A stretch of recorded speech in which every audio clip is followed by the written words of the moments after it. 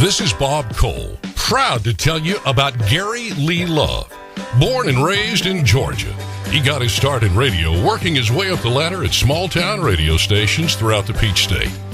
Gary's dream was to one day do mornings in Los Angeles, and that dream took him westward, first to Alabama, and then in 1981 to KAYD in Beaumont, Texas. A funny thing happened in Beaumont. He took Katie to number one in his very first ratings book. That convinced Gary to stay another book. That extra book turned into 35 years. And Gary Lee Love is still going strong. Gary spent his first 4 years in Beaumont at KAYD, then spent a year at KIOC before returning to KD97 for another 6 years, where incidentally he received 2 nominations as Personality of the Year by the Country Music Association. In 1992, Gary crossed the street to take over mornings at KYKR. It turned out to be a good move, as, once again, Gary was not only nominated for the CMA Award, this time he won it. Gary returned to his original Beaumont radio home, KAYD, in 2003, where he continues to entertain the Golden Triangle every afternoon on the Happy Hour with Gary Lee and Chase show.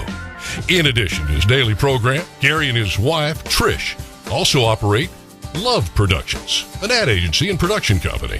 For nearly 4 decades, Gary Lee Love has been an institution in Southeast Texas, entertaining generations of listeners, giving back to the community through charities too numerous to mention, and receiving accolade after accolade along the way, but now the highest. Ladies and gentlemen, Gary Lee Love is a 2016 inductee into the Texas Radio Hall of Fame. Boy, what an honor. It's been a long time getting here. But, one thing about radio is when you do something that you love to do, you just can't wait to get up in the morning to go do it.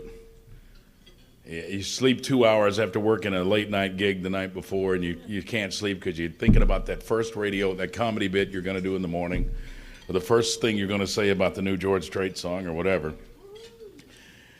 There's no feeling like it, and you get a paycheck at the end of the thing, and it just like blows your mind. It's the most amazing thing, and I started out when I was probably 10 years old. My childhood friend Vaughn Cook and I used to play radio DJs, all I ever wanted to do when I was 10 years old, in my mom's utility room. She had an old Motorola record player. Why it was in the utility room, I have no idea. But back then, they didn't have cassette recorders. They had little mini reel-to-reels. I don't know if some of you remember that. And to get on the radio, you had to take a test and pass elements 1, 2, and 9 of the FCC to be able to get a little card that you hung on the transmitter that said you were allowed to talk on the radio. Anyway, I did this. We would say, I'd say, "Who's that coming down the street, Vaughn?" And we were 10 years old. He'd say, "I don't know. Who is it?" And I dropped the needle on Jan and Dean. "It's a little old lady from Pasadena." That was good. Let's do it again. We can do it better this time. So we did it about 156 times, wore that Jan and Dean record out. And little did we know that 40 years later, we would both be on a number 1 rated morning show halfway across the country in Beaumont, Texas. So it's been a real dream. But radio has been so incredible to me, and I appreciate everything that everybody's done. We won some awards, and this caps it all off.